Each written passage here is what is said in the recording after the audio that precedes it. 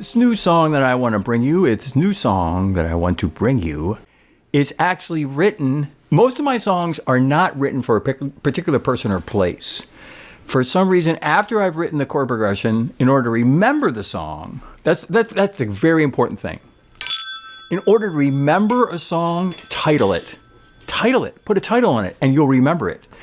And I've done it my whole life. And so when I'm making a song and I'm going to make a song out of it, when I've made a chord progression, or even a melody, but mostly a chord progression, because most of my songs start with a chord progression, and then the melody comes off the chords and the inversions of the chords. But this is a song that actually was written for a person. And it was actually written only with 4 notes. So it was written as a melody first and not a chords first. And whatever. And eventually I came up with these 4 notes. Lida, Lida. I can't sing. Lida. That's it. F sharp, E, B, A. Lida, Lida, Lida, Lida, Lida, Lida, Lida. That is the song. That's the song. That's the whole melody of the song. I did the Lida, Lida to an E, starting with an E because it lands on an E, and then I used common tone technology, I always call it, for the rest of the song. So what I did was I used common tones on that landing. I call the lead note to the landing. That's the landing right there. And then here's the pickup note B to the landing on A. So I want a chord on the E, and I want a chord on the A, and I want a chord on the E and A. And so I'm going to use the A and the A and E as my landing notes. I just said a D by accident, but I want that landing note. Okay, so when I get that landing note, I want a chord on it, and I'm going to use common tone technology to find chords that I can use with an E or an A as I'm going Lida, landing note, Lida, landing note of the E and A, right? And so the first one I found was E, Lida. Now I'm going to go to the higher one, Lida. Now what's an A? Well, it doesn't go with an E. It could go with a minor, but I eventually found a D. So I like that. And that's when I first wrote it, I went Lida.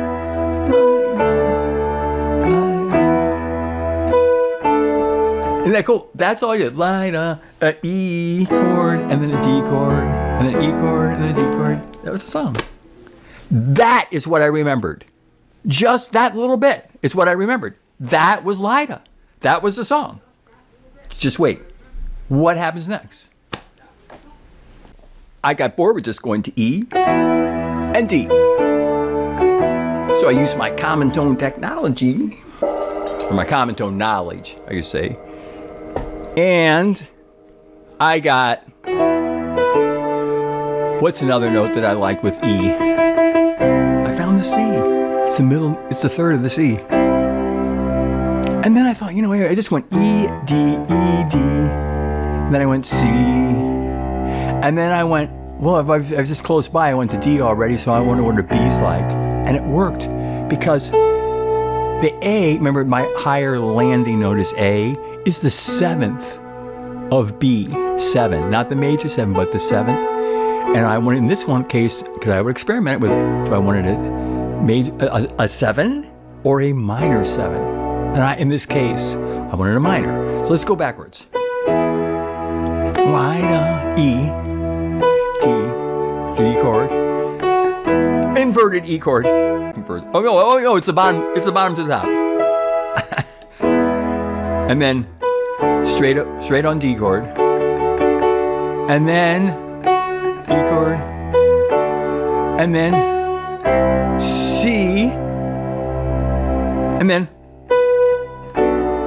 B minor 7. Remember, I'm just crawling right down from C to B in the left-hand bass, and I say,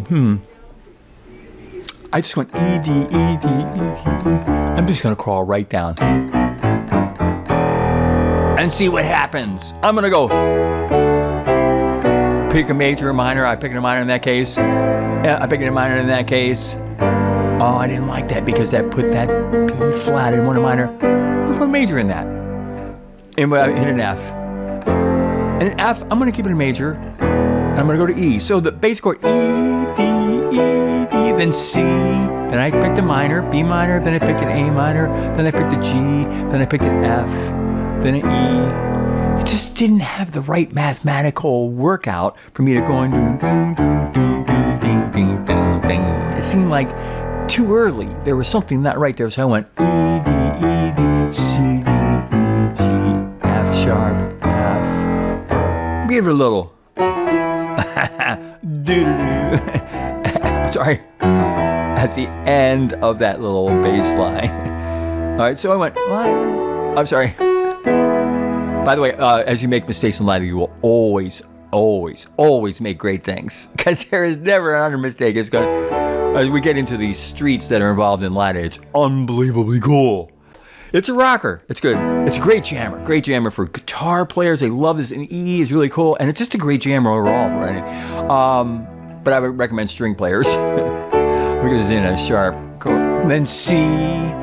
Then B minor sharp. Then G sharp. And then I can actually add a couple notes in that G. Well, what am I adding? A major 7. Not jazz 7, but major 7 with a 2. And then remember I mentioned that F sharp? Remember I went B, E, E, D, C, D, F, F, E. But I went, no, I want to, at the end, so that I'm not going to make a major, I'm going to make a minor. Why? Because there's a common tone A that I'm going to use later. There's not many 2 common tones in the A sharp. I want to go to A. And then here's the A, here, one of the common tones, as I just slide down the 2 outside to F. Isn't that cool? F sharp minor to F. Just write a slide right down there. And then E. So, here's and then E. And then E, and then D, and then C, and then B minor, and then A, and then G major 7, A. You can build that one right up, and then F sharp, and you can build that to a 7, and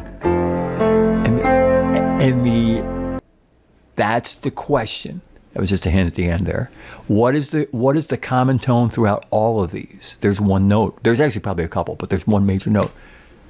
Ding, ding, ding, ding, ding, ding. It is E. E. D. It can't be. It's the 2 legal in a major sweet note. It's the 3rd and the 3.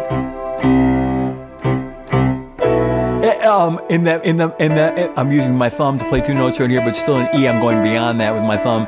It's a minor, a B minor 7. Remember, see minor 7? And listen, here's a 5th in the E.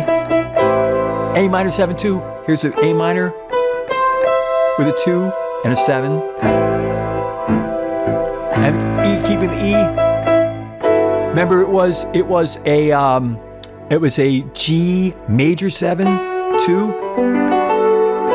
Now I'm putting a 6 on it. Total sweet note in any major chord is 6.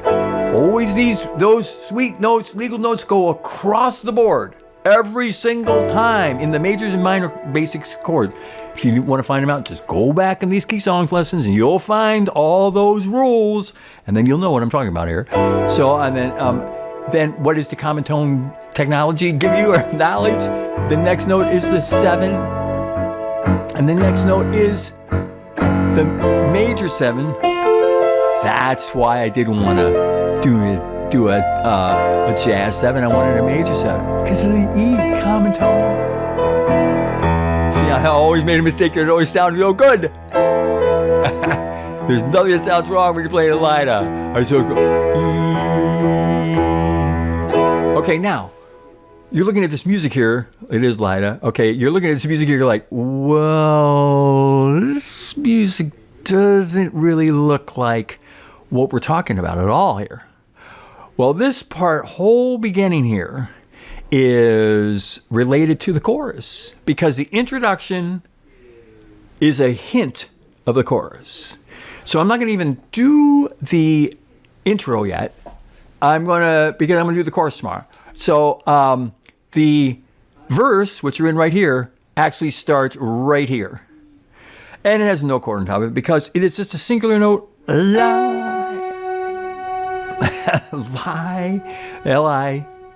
And then we go right into now in my music, by the way, I don't put the words in, but that's because a lot of them aren't written for anyone. But this one, there's going to be Lida, Lida, Lida, Lida, Lida, Lida. It's going to be Lida, Lida, Lida, Lida. Let's just test it. Lida, Lida. Now I got to go back down to E, because there's an E and a D and an E and a D, and then here, listen to what's here. Okay, watch.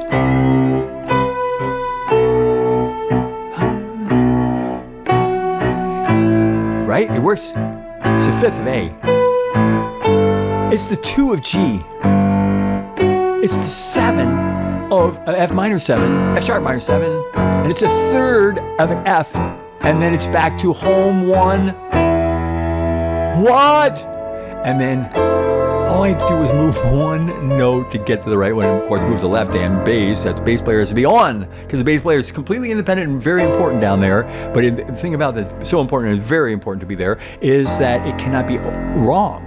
It has to be right all the time. It's like, well, wait a minute. Well, how come the bass isn't playing any chords or anything like I see in all these billions of books that are out there? It's because they're wrong. In my opinion, there should be no chords in the left hand, unless you're doing stride piano or something. That's different. But I'm talking about when you're doing beginner piano or intermediate piano, the left hand should be an octave, octave, octave, octave, octave, octave, octave, octave, octave, octave, octave, octave, octave, octave of the letter name or bottom of the fraction. That's it. And it can hop all over the octave, and I can even teach you walk and boogie octave of that, but no chords. No chords in the left hand, unless you're doing stride, because that's what the mistake is. It makes the left hand too complicated. The left hand is responsible for two immensely important things: time, which is 50% of music, and the correct bottom of the whole song.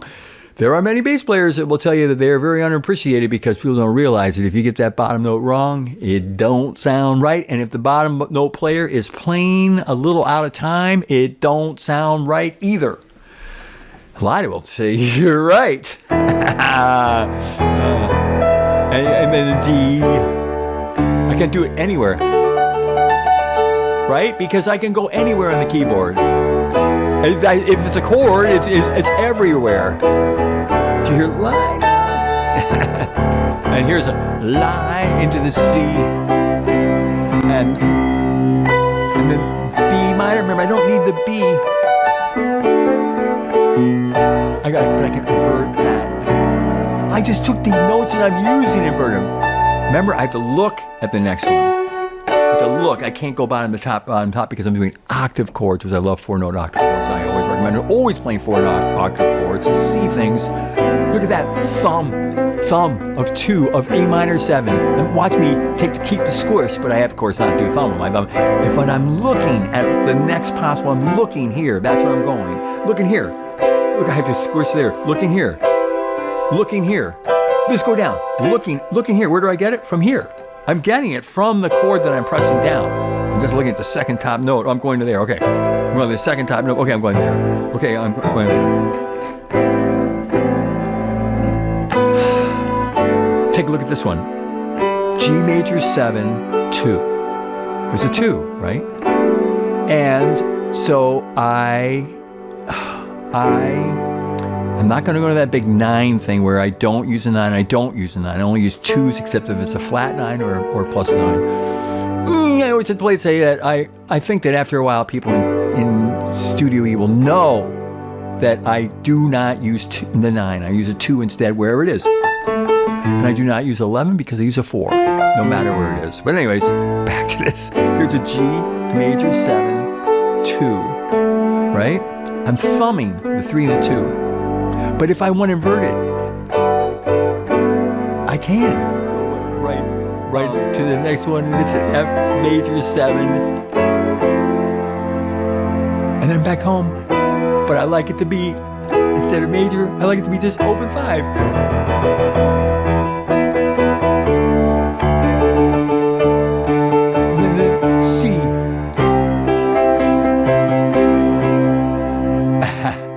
And on the C, I said I wanted something more. And so I made it a fraction. I made it a rising a little bit. When I was on that C, I said I'm not going to do a C only. I'm going to go to a D with the C bass. It was always a riser. So wait, I'm going to the next page here. I get so involved that I'm like, oh, I forgot the music. So here I'm on D with a C, then a C, and then, wait, what was what part was it? Oh, on the C part. So then, D, and then when I finally get to the C, I'm going to go C. And then I'm going to go to a D with a C bass. And then I'm going to go to a C. Look at that full chord C chord right there. Look at that one there. And then back to the D with a C bass. So I'm going to do a little walk to a D bass. I'm C with a D bass, a D with a C bass. It's a freezing cold out, that's it. D with the C bass and the C, and then the D with the C bass. And then I don't have much time left. Wow. I started moving with the melody with the B minor. So I sat on the C. So I went. Wait, I'm a little getting ahead of myself here. I'm going to start from the beginning. Here. That moved out good fifth. Moved out good fifth. Remember, no third. I just like the fifth. 5 chord. Then back to the E. There's the E, a D, and an E, D in the beginning. And then to a D. And then to a C.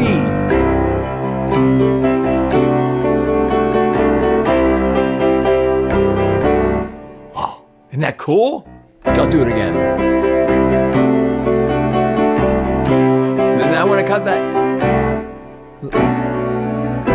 Woo! What is that? Lida. I used that walk to that build on the C to get to the ultimate climax to say the name. Lida. All right, so right. And then I'm back to normal. Lida on the upper part turns into a 2 in the G. There's a 1, there's a 2. And then it turns into the, I'm going to go, and I gotta go to the next page. I gotta learn these pages. Oh.